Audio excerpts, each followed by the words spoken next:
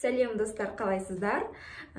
Сіздерге мен бүгін Ф дыбысының қалай қою керек оңай жолын көрсететін боламын. Ол өте оңай. Олай болса кеттік.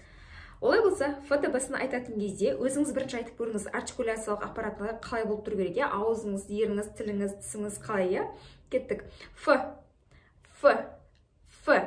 астыңғы ерніміздің артқы бөлігіне не істеп жатыр? Үстіңгі тісіміз тиіп, қараңыздар. Тиіп айтылып жатыр, шығып жатыр дыбыс. Енді балада егер мүлдем жоқ болса дыбыс, яғни сөздер айтқан кезде қалай болып шығады? Мысалы, мына видеоны қараңыз, қазір келесі видеоны. Фа-фа,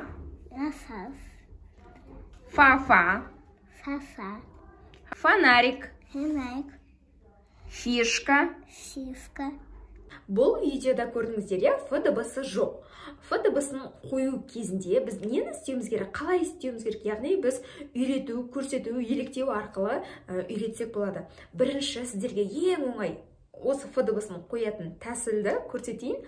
Ол яғни бізде бірінші істейміз, үстіңгі тістің астыңғы ерінді тістету арқылы.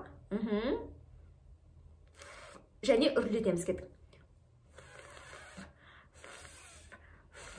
Арға кеттік. Фа, фо, фу, фи. Осылай мысалы Ф дыбысын үрлетіп үйрету алыңыз. Бірінші астыңғы тістеуді өзі тістеу керектігін кішкене бала миға сақтау керек. Содан кейін барып буынға сөзден сөйлемге қарай өте бересіздер.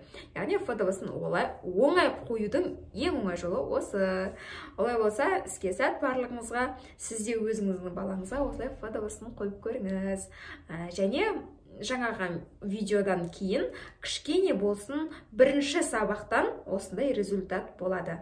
Көріңіздер. Фа. Еще молодец. Фа.